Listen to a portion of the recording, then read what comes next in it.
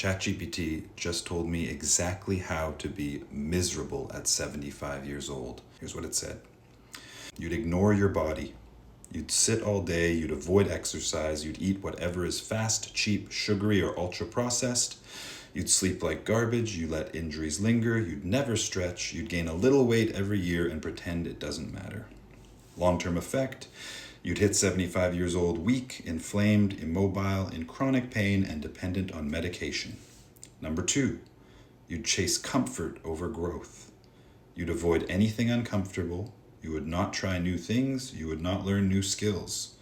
You would not take any risks, and you would never push yourself mentally or physically.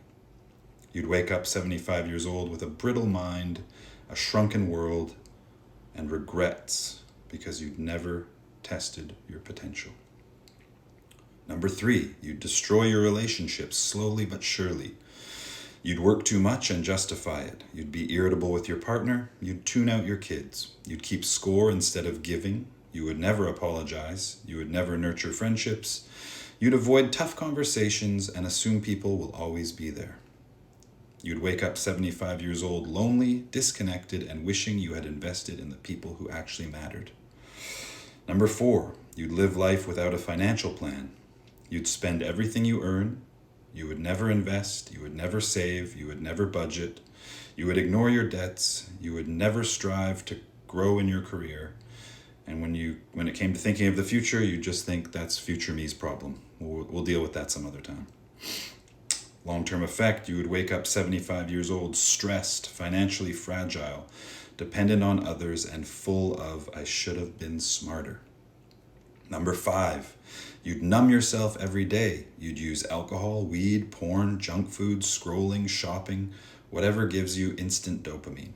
When stressed, you'd reach for escape instead of dealing with the root cause. You would build no mental resiliency. You'd wake up 75 years old with weak coping skills, plus numbing habits, which would equal a shrunken life, multiplied problems, and compounding regrets. Number 6, you'd avoid purpose. You would not build anything meaningful. You'd work a job you hate and you'd never change it. You would not create. You would not contribute. You would not pursue a meaningful mission.